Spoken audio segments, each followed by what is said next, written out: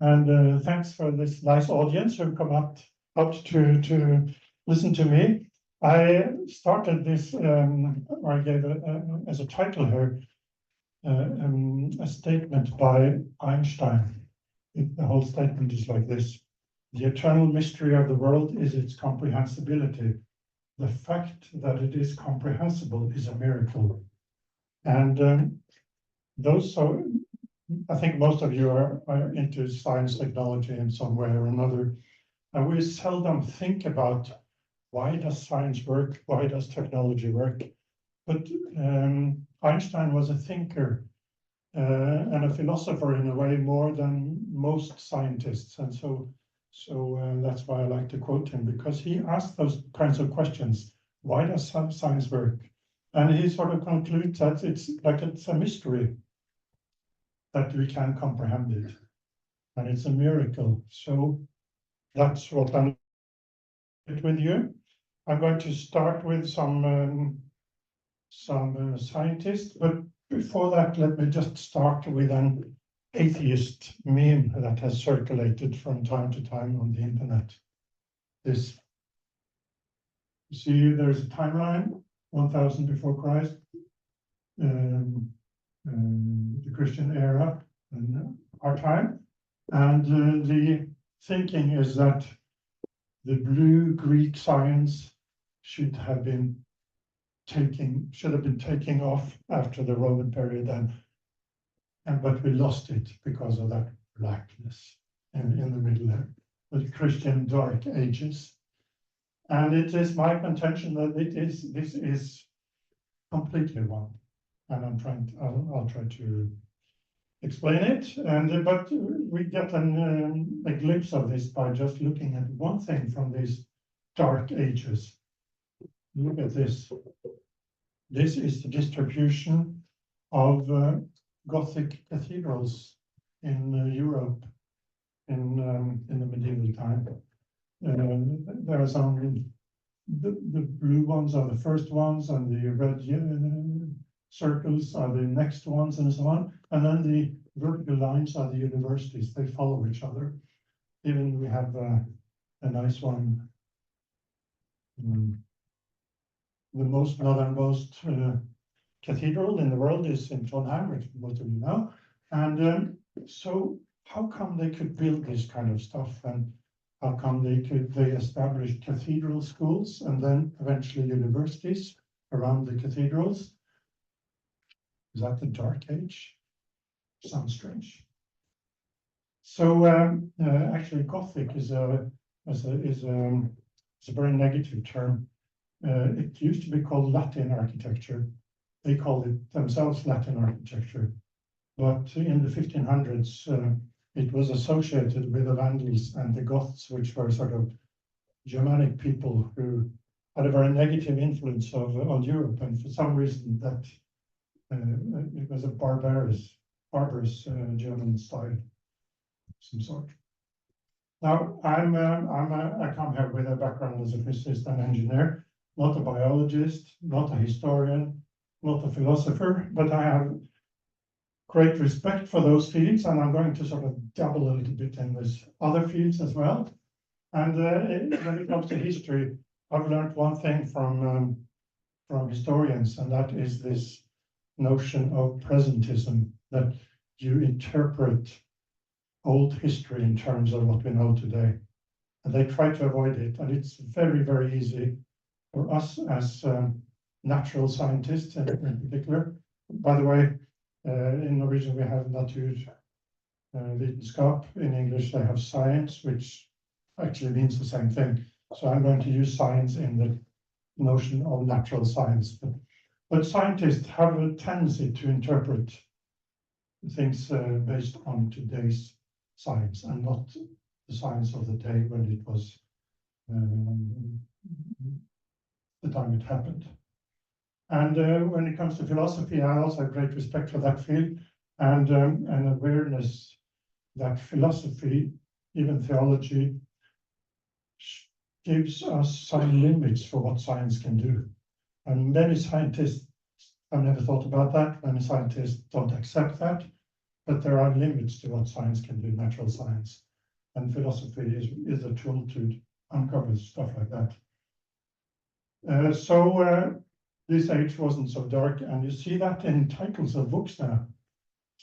Not written by people like me, but by real historians, the Bright Ages and the Light Ages. So they try to go against this Dark Ages image. So that was the introduction. So the outline for me is I'm going to talk about scientists and their Christian faith, medieval science, how it built on, but also was a clear break with Greek science, and science pointing to creation from nothing, and science pointing to purpose. So I'm going to start with every day you get up in the morning, you pull your phone out of the charger, or actually you use it as an alarm clock. It's connected to the charger. But even though you work with volts and amperes, many of you haven't read the fine print on your charger, or maybe you have. But it says things like this: 5 volts to 5V, 2A, 230V, and so on like this. And so it points to some people. And who are these people? The first one I like to point to is this guy. Oops, where is it? André-Marie Ampère, French physicist, very interesting guy. Never went to school. His father didn't believe in schools, so he was brought up on the French Revolution and the Catholic Church in a kind of, some people think it's hard to combine, but he managed to do it. And he, in the 1820s, around that time, he discovered that 2 wires that carry electrical current will attract each other. And that was the standard for current for a very long time, until just a few years ago. And so that's why we named current after Ampere. But he had another side to him. He said many things about his Catholic faith, his Christian faith. And this statement in particular, I like. If you read French, the original is under there. But I only find truths. Teach me the truth. And this was, he wrote this as when he was 28 years old, after he had lost first his father to the French Revolution, and then his wife at the age of 28. I only find truths, teach me the truth. And what could he have meant? Well, he wrote it to a friend. Maybe he meant that the French should teach him the truth, or maybe he meant that God should teach him the truth. I think maybe the last one, but what is very clear from Ampere is that he could distinguish between scientific truths and other kinds of truths. So, and I'll come back to that also. The other person on the charger is this guy with the batteries. So you get up in the morning, you meet your son who has this car driven by batteries, but it is out of batteries. So here's the batteries. Here's the first battery, and we named them after Volta. So who made this first copper zinc battery around 1800s? And that was sort of what started electrical engineering, because finally you had a reliable voltage source. I'm planning to do this experiment with my grandchildren this summer, because it's very easy to make, actually. Well, what did Volta say? He said, I constantly give thanks to God, who has infused into me this belief in which I desire to live and die, with a firm hope of eternal life. In this faith, I recognize a pure gift of God. So what I'm doing now, I'm only presenting to you scientists who show very clear indications that their Christian faith meant something to them personally. There are many others who can write something, quote a Bible verse or something like that, which you can interpret more like it's part of culture. But But him and the others here, they sort of, for them you can feel that it's personal. The next thing you want to do after you get up in the morning is to check the temperature. And 0 degrees. Luckily, it's better than that right now. But you know, as when you're in science, you don't really, centigrades is not the thing you want to deal with. You want to deal with Kelvin. So it's 0 degrees, 273 Kelvin. And who was Kelvin? Lord Kelvin, William Thomson, very famous British scientist. And he also had a very personal Christian faith. He said, if you study science deep enough and long enough, it will force you to believe in God. I was quite convinced, I think. Now, interestingly, if you take these 3 persons, sorry, 2 of them now, if you look at the International System of Units, the SI system, the 7 basic units of that system, there's meters, kilograms, seconds, mole for chemistry, candela for light. There are 2 persons, ampere, Kelvin. And I think you get my point. Conflict between science and faith. Well, we use the SI system and we honor 2 persons, and both of them are Christians. Kelvin, okay. It's still dark when you get up and you look out your window. Okay, I couldn't find this is actually sunset, not sunrise, but nevertheless, the moon and Venus. And you look out into the black, and what you see? You don't see 2.7 Kelvin. This is the background radiation, and you know this, huh? 2.7 Kelvin. So that's, now we're talking real temperatures. And so this is the background radiation, the sort of the reason why the Nobel Prize was given for this idea of the Big Bang was the detection of this background radiation, because it's the remnants of this expansion of the universe, 13.7 billion years, starting from, oops, what's that one? Starting from some kind of beginning and expanding into what we have today. And who was the person who sort of first came up with this idea? That was this guy. You see him with equations, but you never see him without this dressed as a priest.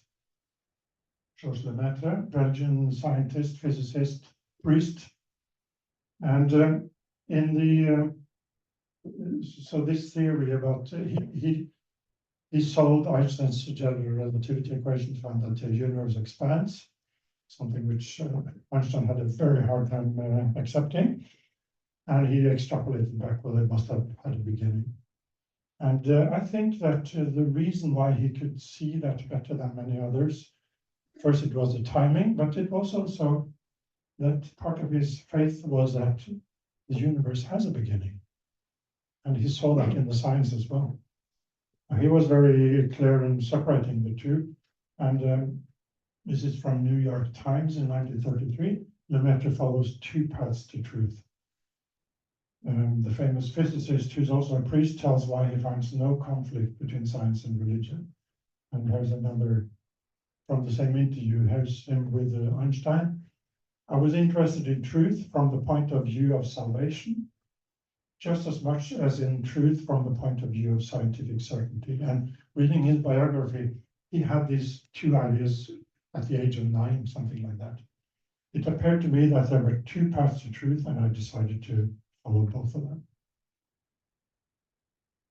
So we checked the batteries, we checked temperatures, we looked out the window. Then your daughter comes with her favorite dinosaur. And here's not a dinosaur, but something almost dinosaur. This is I cannot even pronounce this. Fiskauga ichthyosaur skeleton found and assembled by Mary Anning from Lyme Regis in Dorset. This is in British Natural Museum, I think, in London. Who was she? She was one of the rare female almost scientists from the 1800s. And this is an image of her, or a portrait of her. And she had no schooling. She found this skeleton with her brother when she was 12 years old, and she had learned from her father to dig out stuff like this. And they lived near the cliffs of Dover, so there were plenty of finds. And she became an expert in assembling these bones and piecing them together. And so that's one example of that.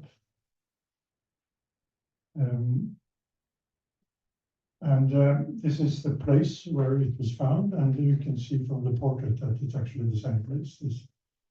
There is coming up there.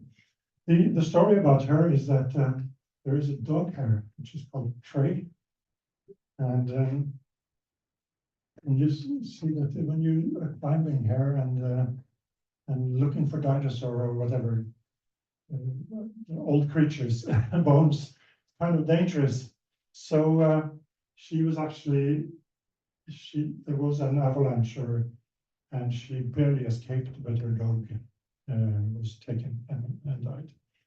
And she hasn't she left behind some prayer books and stuff like that, but also one of her friends wrote this about her: the word of God is becoming precious to her after her late accident, being nearly crushed to death. I found it healing her mind.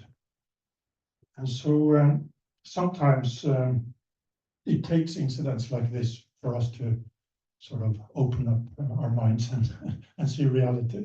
Some of us are more stubborn than others and need that, and some don't, but for her it changed something. So the word of God became precious to her. Okay, I'll try to continue my story. I get lost all the time now. But you turn on your coffee and you don't think about where your electricity comes from. But of course, who was behind these generators and stuff like that? That's this guy, Michael Faraday, who was very instrumental, British scientist. He knew no mathematics. Very fascinating person.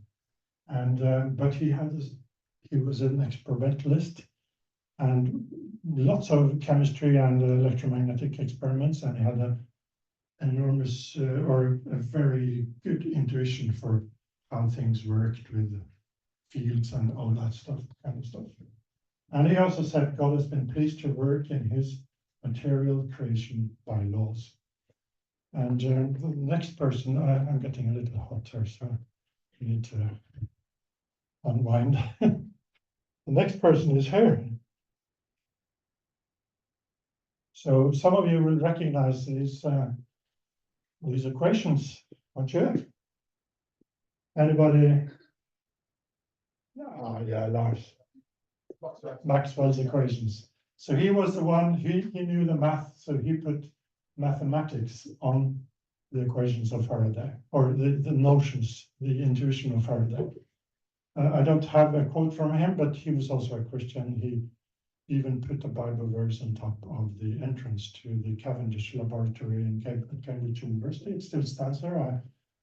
I've seen it and taken a picture of it myself. So a verse from the Psalms in the Bible about studying the works of the Lord. And of course, these equations, they predicted electromagnetic waves. And the person who uncovered the practicality of electromagnetic waves with this one, and this guy, Guglielmo Marconi. And I like this statement actually. Of all the statements, this was the favorite statement for my wife. So I'm reading it now. But I'm proud to be a Christian. I believe not only as a Christian, but also as a scientist. And here's this sort of comparison. Like a wireless device in prayer, the human spirit is able to send invisible waves into eternity, waves that reach their goal before God. So he compares electromagnetic waves with the invisible prayer, the effect of prayer. And when I've looked at this, and you see now that almost all the people who explored electromagnetic waves, they were Christians. And this is not good philosophy, this is amateur philosophy. It's just like these magical fields, electromagnetic fields, you cannot touch them, you cannot see them except if it's light. Just like an awareness of a visible creation and an invisible creation, sort of, it's just like it's opened their eyes to the reality of these fields. So it's just my amateur thinking about this. So we and you have this also when what I illustrate here is you read the news just fall into your mobile phone, and we can explain it to some extent, but many things we cannot explain. Like if I ask you, what is gravity? Well, we can have Newton's law, 1/r² and proportional to mass and stuff like that. Yeah, that describes the effect of gravity, but what is gravity? Why do masses attract?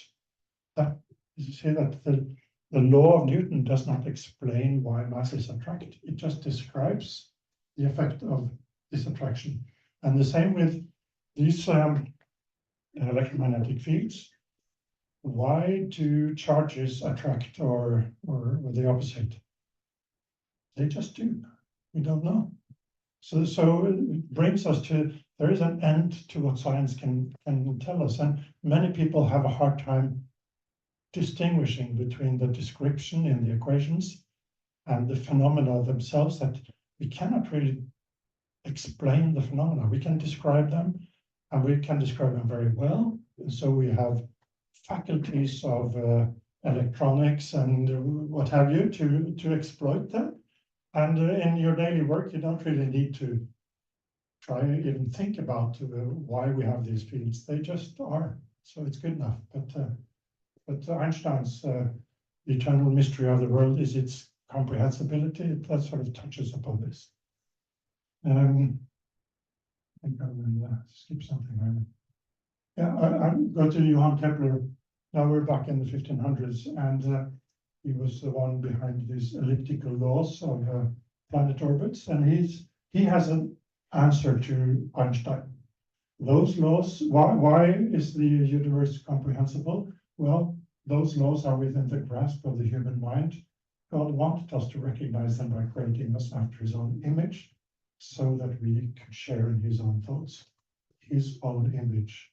This is a unique feature of the creation story in the Bible, that we are not just creatures, but we are created in the likeness of God. We have some of properties, some of the ways of thinking. We are not God, but we have some of the ways of thinking that comes from it. And let me tell you my story here, because this is the church where I grew up. This is a medieval church from the 1200s, I think. Skedsmo, north of Oslo. And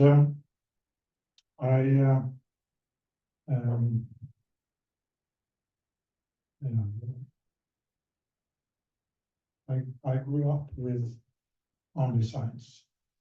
My address was Forskerhagen Research Garden. Some of you have something to do with Norwegian Defense Research Establishment there. My father was a scientist there. All my neighbors were scientists. The address was science. Everything was science. And this is one my father bought in New York in 1949. Still works. I like old radios, but that's a sidetrack here. But coming back here, at the age of 14, I said no to the church, and I said no to confirmation. Maybe there was a God, but this person, Jesus Christ, and all he claims, being resurrected and all that, conquering death, I couldn't get that. And my father said, good, sir, if I had been 30 years younger and lived in the 1960s and not the 1930s, I would have done the same. But the pressure was presumably larger to conform to this at that time. And so that was it. But I had a very good friend, and he's still my best friend. He for some reason, he invited me and some other friends to start reading the Bible. And when I was 15, and I was interested in that, but I told him also, you know, I'm not confirmed, don't expect too much from me, and so on. But reading the Bible was like an eye opener for me, and first I saw that it had a description of humans which was beyond anything I'd have ever seen. The good and the bad of humans sin, and it didn't sort of glance over it. This is a real problem. It requires a real solution. And then I have to admit also, I'm not a kind of a mystic myself, but I saw Jesus Christ coming to me some days when I was 15, and it's just happened to me once after, and I cannot explain it, but if he's risen from the death, he can do that kind of stuff. And it's not so common, but for some of us are stubborn enough, we need some extra signs to be convinced, and that was me. So what I found is that when I go to Pascal, and you know, some of you know Pascal from many different angles, but he has written a pile of papers where he says that the men despise religion, they hate it, I'm afraid it may be true. The cure for this is, then you have 3 steps, and these were my steps, so that's why I'm taking it and showing it here. First, to show that religion is not contrary to reason, but worthy of reverence and respect. Next, make it attractive, make good men wish it were true, and then show that it is true. And then he explains point 1, it's worthy of respect, of reverence, because it really understands human nature. And that's what sort of kicked with, or really struck me, that really understands human nature. And so, like I told you. And second point, next, make it attractive, and that's what I saw with these visitations and stuff. It promises true good. And then comes the last point, then show that it is true, proofs of God and stuff like that. We are seldom convinced by logical proofs, we are convinced by other stuff. I think you're completely right. And of course, you know Pascal from stuff like this, that he measured, he went to this, he was born in Clermont, in the middle of France. He was a very sick person, so he had his a relative walk with his 75 millimeters of mercury barometer and carry it up to the top and see that the pressure was lower and higher. And so he was the first to really understand that air has a weight and the pressure. And we use this for Pascal now for measuring pressure. Some people only know Pascal as a unit of pressure, and they don't know his thoughts, but he's well worth knowing in both aspects. Some people actually only know the thoughts and they don't know the science also. So yeah, back to the Middle Ages again. There's a fascinating scientist which you probably never heard of, but I've actually referred to Pierre Diem in a paper which I wrote, I wrote with one of my sons. The Clausius-Diem inequality is something from thermodynamics. And if you write really, really, really theoretical papers in acoustics, you can use it, and that's what we did. But that's other things. But he also was very interested in science history, and he had promised to contribute an article about science history every 3 months to a French journal, review of scientific questions. And he started out by quoting Lagrange, 1788. He talked about Archimedes in the break here from before, in the lunch. Lagrange had said between Archimedes and Galileo, there were 18 dark centuries for science, the same dark ages again. And the first article by Diem, October 1903, he said, he agreed. And then next 3 months later, excuse me, I need to study more, because he had discovered something. Now, Diem, he could read Latin, so he could look up all these old people from 12, 13, 14, 1500s and so on, because they all wrote in Latin, of course. It was the English of the time. And in April 1904, he had found the roots of statics. So it has to do with bridges and whether they fall down or not. Around in the 1200s and 1300s. He found that by starting with the notebooks of Leonardo da Vinci. We found some people, Albert of Saxony, Jordanus, Nemoradius, which most people have never heard of them. And he found that Da Vinci built on that, Galileo built on that, so there was something into the Middle Age. And then, 1905, he also found the roots of dynamics. This is about you throw a rock or a cannonball and what kind of trajectory does it follow. He had found Jean Buridan and Nicole Urey from the University of Paris. This is the 1300s, and also similar ideas from Merton College in Oxford. But they have described these things. For instance, the first notion of inertia or momentum comes from these people.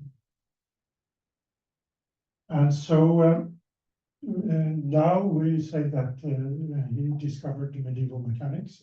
And when you read science history books about medieval age, you find quotes like this. The medieval science, a respectable research field, and placed the late Middle Ages in the mainstream of scientific development. So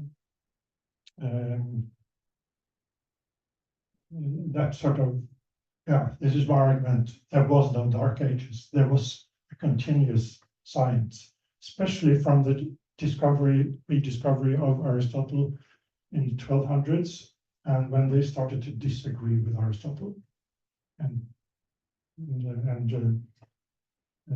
started thinking freshly on scientific concepts based on that.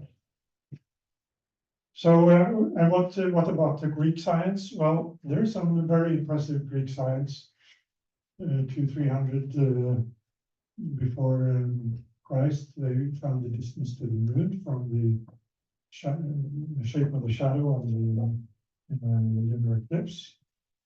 And the most impressive, and most people don't even understand what this is, they found this precession of the equinox, that the Earth doesn't stand still in space, but it rotates with something less than 36,000 years rotation period.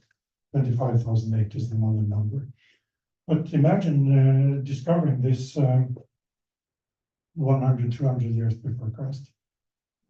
If I try myself, I'm not quite sure how to discover it. And if I ask you, I'm not sure if I get a better answer. But there was something about Greek science also. They had a view of the world. They had this notion that nothing comes from nothing, which is very logical, isn't it? But they took the consequence of that the universe was formed out of eternal pre-existing matter. So matter must always have existed.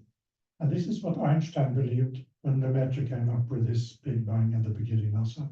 Everybody believed that all up till 1930 approximately. So there was, universe was eternal, there had no beginning. There was an unmoved mover that kicked it or kept it going in the Big Bang. It's a kind of notion of God, but very different from this all-powerful God of the Christian faith.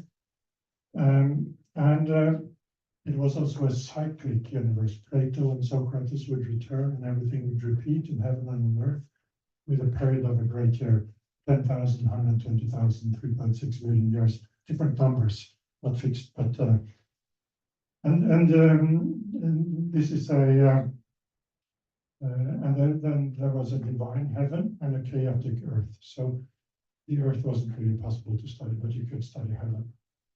So they were good with mathematics, They'd be good with observations of heaven, but they did little of experiments, little of earthly science, if you like. And if you go back to what you know about Greek science, there is very little description of what goes on Earth.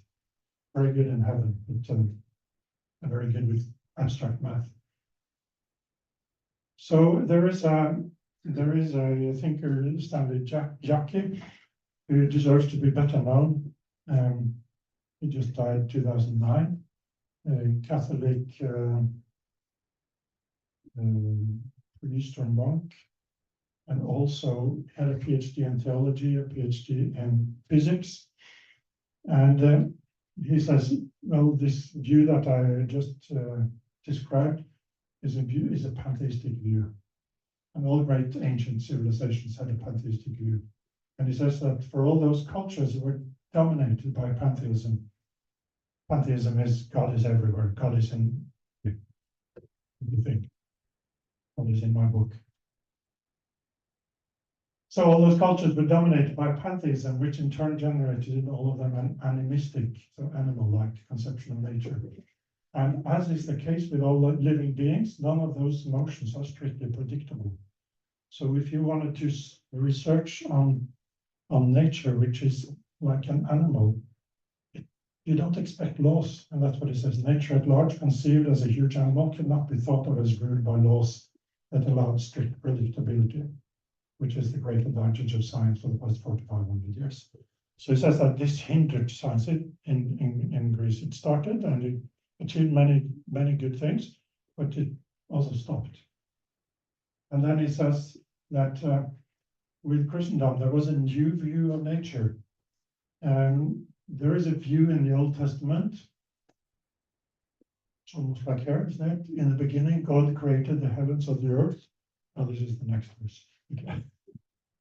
So we have this view, but when you read this verse with a pantheistic framework of mind, it's not quite clear whether God created it from something or from, yeah.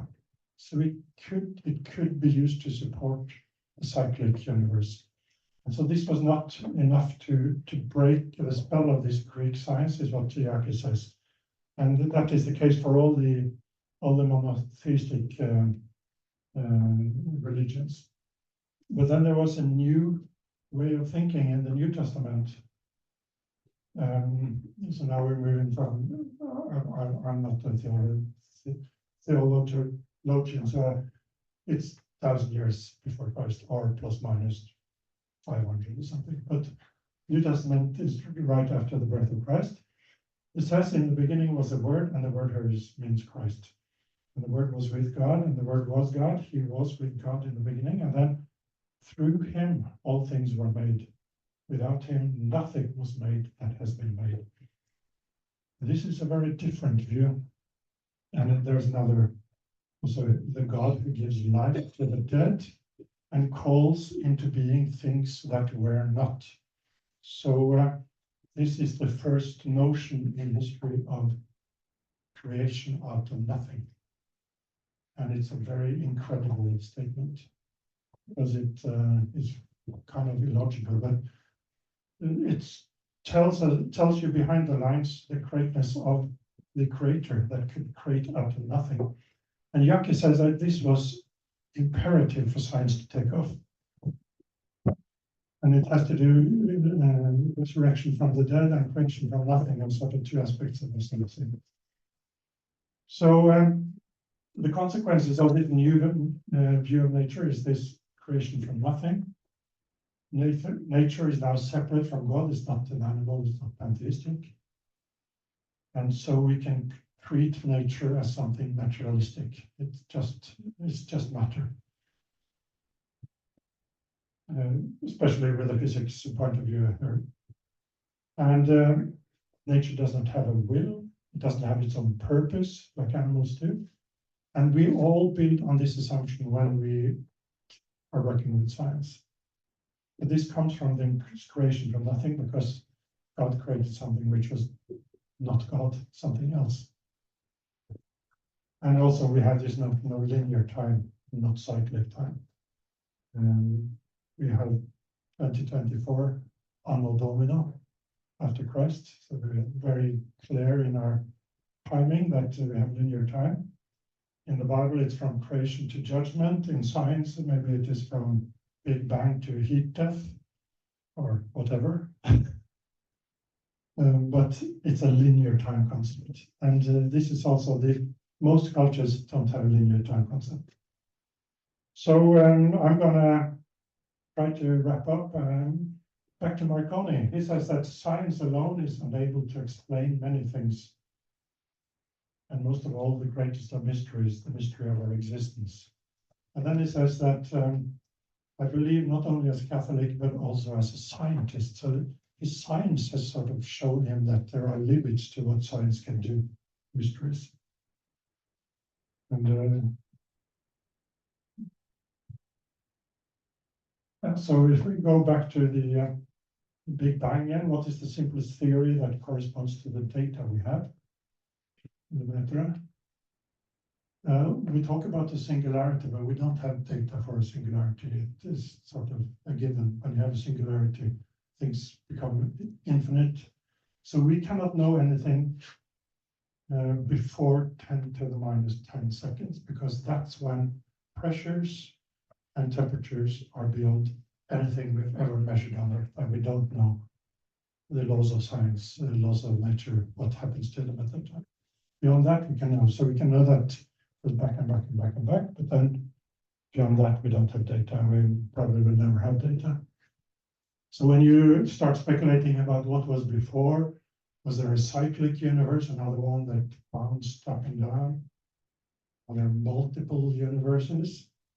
They are just add-ons to what we know. And when you add on to what you know and not look at the simplest theory, you very quickly move into metaphysics or philosophy or whatever you want to call it. So this is what we know. The same with the cosmic evolution. We know that there was something which we call Big Bang, or at least 10 to the minus 10 after that. And we know that there was energy, and then there was elementary particles, and there was atoms, and there was galaxies, and they formed stars, galaxies, they formed planets, and then they formed the heavier elements beyond the hydrogen and helium, formed molecules, and formed life. And on purpose, you see, I've written it as going up, because it is, for most people, it is, except a few Richard Dawkins and some. They don't think it's going up, but I think it's going up, and I think most people agree. And interesting, there is an attempt at a sort of secular origin story. And he writes that the appearance of something new and more complex than what preceded it, so step by step here, something with new emergent properties always seems as miraculous as the birth of a new baby, because the general tendency of the universe is to get less complex and more disorderly entropy. So we cannot explain this from science because it's counter to science. I see, you may not agree with me, but I see purpose, a purpose-driven evolution there. I cannot explain it in any other way. It's too unreal to be random. And remember also, the emergence of life is not part of biological evolution. Evolution needs life, so it doesn't explain life. And if you start reading evolution books, two major and largely unsolved problems are the origin of the basic features of living cells, so life, and the origin of human consciousness. So, and what I'm trying to do, I'm trying to follow the lead of Marconi here to, I'm going to be 5-7 minutes over, is it okay? So, and to look for science, it's telling us where the limits of science are. And so this is a very short introduction to evolution, to saying there are things we don't know. And it says also, there is nothing in the theory of evolution by natural selection to suggest that this progress in evolution is inevitable. And what is this progress? There is a paper in Nature from 1995, and there are follow-up books on this topic also, the major evolutionary transitions. So I'm just getting to wonder, what is all this about now? There is no theoretical reason to expect evolutionary lineages to increase in complexity with time, and no empirical evidence that they do so. I think what they're saying is that we have theory for evolution and we can explain many things. I'm not saying against that, but there are some things we cannot explain. And John Maynard Smith was, he's dead now, but was a very prominent biologist. He was also one of the supporters of the British Humanist Association. So he was honest enough to say this, even though as a humanist, he maybe should say that science can explain everything, but he didn't do that. So these transitions are like this, from life and to the first cells, or the building blocks of cells. Yes, I'm moving away from physics, so I don't even know the words. And prokaryotic cells, these are the simple cells without the kernel, which are in bacteria. And then eukaryotic cells with a nucleus. And the theory is that two of these merged into a cell plus a nucleus. But that is not explainable also by the current theory of evolution. And then you get these plants that they can extract energy from light, these chloroplasts, and then from single cell to multicellularity, plants, animals, fungi, and then in the end, the humans with natural language. They are listed in papers like this in Nature and so on, and they cannot explain them.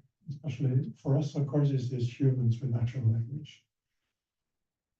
And so there are many mysteries, and some are solvable by science, some are beyond science. And most of what I've just described, I think, is beyond science, but people like me have been wrong before, so who knows? But some of them are certainly beyond science, like the Big Bang, for instance. I'm going to skip that. So I'm going to end now back to Lemaitre, two ways to truth, two paths to truth. I decided to follow both of them. This is my sort of what I'd like to ask you to consider. You follow the path of science, all of you, but also to consider this second path that Lemaitre was talking about, the path of revelation, or the path of from the Bible.